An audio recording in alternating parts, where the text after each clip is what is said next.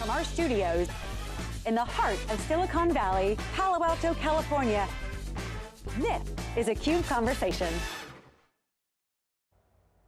Hi, and welcome to the CUBE studios for another CUBE Conversation, where we go in depth with thought leaders driving innovation across the tech industry. I'm your host today, Peter Burris. One of the biggest challenges that every enterprise faces is how best to focus attention on the most important assets that are driving or facilitating that drive to digital business and digital business transformation. There's been a lot of emphasis over the last 50 years in tech on the hardware assets, but increasingly we need to look at the elements of IT that are actually creating net new value within a business, namely the people, the services, and the data that make digital business possible. And that requires that we rethink our approaches to how we actually manage, conceive of, and monitor those key assets, and is likely to lead to some very interesting unifications over the next few years, especially in SecOps and NetOps. Now, and to have that conversation, we've got a great guest today. Sanjay Munshi is the Vice President of Product Management at NetScout Technologies. Sanjay, welcome to theCUBE. Thank you, Peter, thank you. So Sanjay, I said a lot up front, but before we get into that, tell us a little bit about NetScout. Thank you, Peter, for the introduction. NetScout is a smart data company. NetScout has 3 decades of leadership and innovation in troubleshooting, monitoring, and securing IP-based networks. We are deployed in 90% of the Fortune 500 companies and 90% of the top communication service providers worldwide. We have 50% market share in each of the 3 segments that we play in, whereas the next biggest competitor we have has less than 5%. Those 3 areas are: number 1, network and application performance monitoring for hybrid cloud infrastructure for enterprises, DDoS and security for enterprises and service providers, and service assurance for service providers, which includes mobile operators, cable providers, as well as ISPs. Today, we operate in 50+ countries worldwide. We have 2,500+ employees and 500+ patents to our credit. Impressive story. Let's get right to the issue though, and how NetScout is actually participating in some of these crucial transformations. I mentioned up front that one of the biggest challenges that every enterprise has is to focus more of their attention on those digital assets that are actually driving change and new sources of value, namely the data, the services, and the devices and the people, the applications and people that use those. Right. So one of the challenges that we've had is that a focus on devices leads to a focus on certain classes of data that are mainly improved or focused on improving the productivity of those devices. That's right. Give us a background on how that's, or what that means. Let me introduce the concept of smart data that's born out of NetScout right away. So with smart data, NetScout pioneered the leverage of wire data or packet data 3 decades back that drives our ingenious portfolio, that drives NetOps and Cloud Ops. ASI, or Adaptive Services Intelligence, this is the smart data that comes out of packets. With ASI smart data, we uniquely converge application and network performance monitoring to give our customers thorough visibility across application tiers, end-to-end networks, and diverse data center locations. So just to pick up on that, moving away from a log focus, which is again, mainly let's improve the productivity of the device, we're moving into ASI, which is focused on let's improve the productivity of the connection in the application. Absolutely, absolutely. And we'll talk a little bit more about log. Let's talk about log and NetFlow, other sources of data that folks have gravitated towards, which is not, they're not authoritative by any means. Let's say log data, for example, syslog data. As soon as a threat actor, for example, gets access to your systems, the first thing the threat actor will do is to turn off logging, or to worse, change the log data, change the syslog messaging itself. Let's take a look at NetFlow data, for example. NetFlow data, number 1 problem is doesn't have layer 7 intelligence in it. Number 2, it's not generated by all the devices in your network. For example, the IoT devices do not generate any kind of flow data.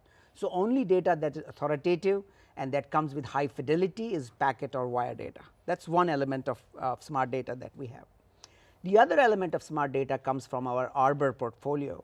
Arbor products are deployed in 400 plus tier 1 operators, mobile operators and service providers worldwide, and as such we see 1/3 of the internet traffic. Through our strategically located sensors in the service provider core, we are able to generate another type of smart data that we call Atlas Intelligence Feed, or AIF in short. AIF, or Atlas Intelligence Feed, essentially tracks cyber reputation across domains, across geolocations and across user identities.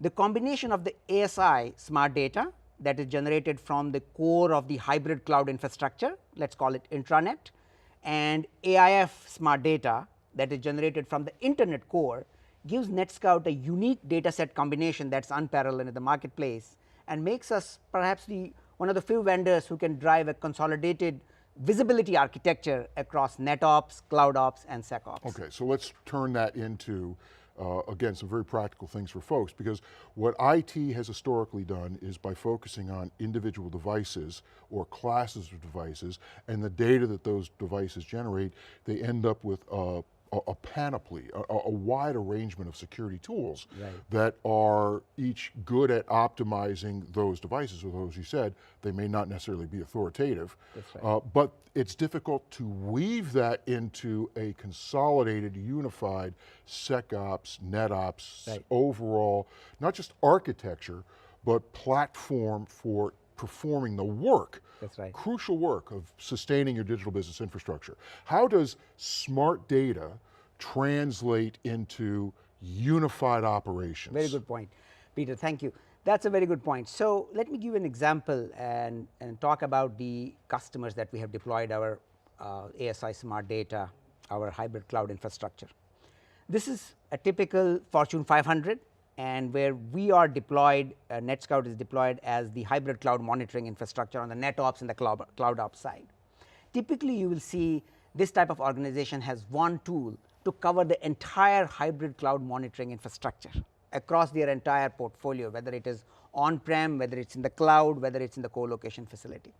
But when you look at the SecOps on the security side, the story is completely different. The same organization, the same enterprise customer has 25 to 30 different disparate tools.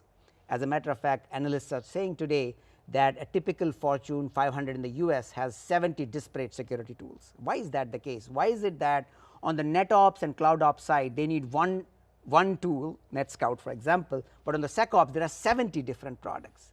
The reason is not only smart data but also smart architecture. So what we have seen, what we have done over the past 3 decades, we have designed this 2-tier architecture that generates smart data. The tier 1 is our distributed instrumentation or sensor framework, which we call InfiniStream or vStream. This is the distributed sensor framework that is deployed in the hybrid cloud infrastructure that generates the ASI smart data. And then we have the centralized analytics layer, which is our Ingenious platform that essentially correlates data across the hybrid cloud infrastructure and provides customers complete visibility across the portfolio of their data centers. On the SecOps side, security is roughly 10 to 15 years old. Security tried to emulate this 2-tier model as well, but the security industry failed in doing that. Nobody could design this distributed sensor instrumentation cost effectively to make wire data feasible for analytics. With the result, they migrated to, as you said, this subpar sources of data like syslog, like NetFlow, and today they put all the emphasis on the analytics layer, and with the result they need one tool per use case or one vendor per use case on the SecOps side, and that is why you see the tool proliferation, because they do not have this distributed sensor framework that will make wire data or packet data feasible for the analytics layer. Yeah, and I want to build on something you're saying, because it's a misperception that all resources and all work of digital business and technology is going to end up in a central cloud location. The cloud really is an architecture for more broad distribution of data and work, which means ultimately that if we don't deal with this proliferation of security tools now, we're going to probably have an even greater explosion in the number of security tools, which will more radically diminish our ability to establish new classes of options in digital business. Very good point. As a matter of fact, just a couple of years back, the average number of tools was 40 in a SecOps portfolio. Enterprise has in the US. Today it's 70, and it could go to 100, but if you look at the risk profile has stayed the same, in many cases deteriorated, right. What we found is the number of tools is going up, the cost of breach is going up, the number of breaches are going up, and at the same time the number of analysts is always in dearth. So in short, high investments on the security side fail to reduce risk. So the risk and investment vector both are going in the northbound, both are going up. So how do you control that?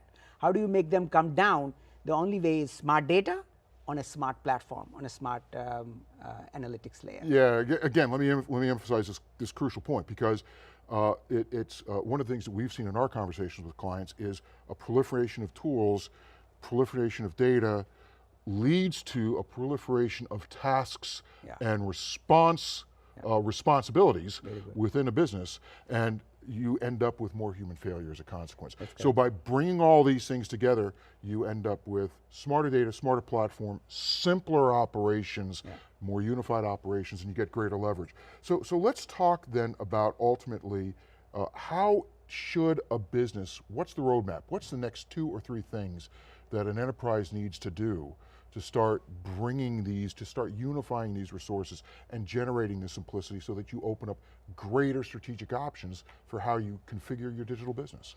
That's a very good point. So 2 things we talked about already. One is smart data, relying on smart data which comes from wire data or packet data, and the second is smart architecture, which comprises of this 2-tier architecture with distributed instrumentation and centralized analytics. What happens when you do that is, the first thing is early warning detection. What we have realized, Peter, is that if you look at the traditional kill chain in Lockheed Martin's kill chain or MITRE model that people are using now, traditional reconnaissance, weaponization, as well as exfiltration, we have seen that if you generate analytics based on packet data or smart data, which we do at NetScout, you can detect these phases much earlier than if you rely on device data, NetFlow or syslog. So what I call day minus, not day 0, but day minus. So leveraging the smart data and smart architecture, we are able to detect these threats or compromises much earlier than a traditional kill chain model or a MITRE model. But again, the reason why is because we're looking at patterns in the traffic. We're looking at behavioral patterns in the traffic, that's correct. So let me go a little bit more technical, if you will. We're looking at transactions at the DNS level, transactions at the DHCP level or at the Active Directory level. That happened much earlier than when a lateral movement or a reconnaissance is detected. This happens much earlier because we have the smart data, the wire data that enables us to do this early warning detection. You get more visibility at the source as opposed to the target. That's correct, Peter. The second thing that happens with this smart architecture, the 2-tier architecture, is the consolidation of use case. We talked about it a little bit. So today, if you want, in our hybrid cloud scenario that NetScout is deployed in Fortune 500s, over the past 2-3 decades, our customers have moved from private cloud infrastructure. First they had the core IT, then they moved to private cloud, VMware, Cisco, then they moved to co-location, Equinix and others, and then they moved also to public cloud. All the workloads are migrating everywhere. We did not make any change to our instrumentation layer. Can you believe it? No changes. The only changes we made was in the analytics layer to take care of the new use cases. So with the result, we could consolidate multiple use cases in the cloud monitoring into one platform, the smart platform with smart data. Now we are bringing that value into security with the smart platform and smart data that we talked about. So the consolidation of use cases on the security side is the second advantage, other than the early warning detection that we talked about. So this has got to improve detection, it's got to improve management, it's got to improve forensics. Have I got that right? Very good point. And forensics we should talk about a little bit more perhaps. The second set of things that we are doing is, or we have done, is consolidate in the SecOps side forensics and detection. So let me explain that a little bit more. If you look at a typical enterprise today, they use SIEM or security information and event management platforms to correlate data from multiple sources. Right? So in the event of a SIEM alert, of a alert generated by a SIEM platform, forensics teams need to determine what happened and what systems were impacted, essentially the what, when, how, where of the alert or the compromise that has been detected. today, as we said, security teams are not using packet data at all, but forensic teams, in order to validate that alert, they need to access sessions, they need to access packets belonging to that alert. But they cannot today, because none of the devices, none of the security platforms is using wire data in the first place. So, what the security teams are doing, forensic analysts, they are leveraging devices like Wireshark and tracking investigations with spreadsheets. This is delaying the investigation time. As you know, today it is well known that this causes alert fatigue, and 50% of the alerts that are going to the SIEM today are disregarded by the security analysts. With the result, the real threats are getting unabated, and enterprises come to know about a security breach from the media rather than from their own IT department. Sanjay, so we've had a great conversation talking about how smart data, smart platform is going to lead to greater unification of tasks, people and responsibilities in SecOps and NetOps, and some of the significant impacts on a enterprise's overall response stance, both from a detection management and forensic standpoint. Yes. So once again, I want to thank you very much for being on theCUBE. Sanjay Munshi. Thank you. Thank you, Peter. And thanks again for joining us for another CUBE conversation. We've been Sanjay Munshi of NetScout Technology. I'm Peter Burris. See you next time.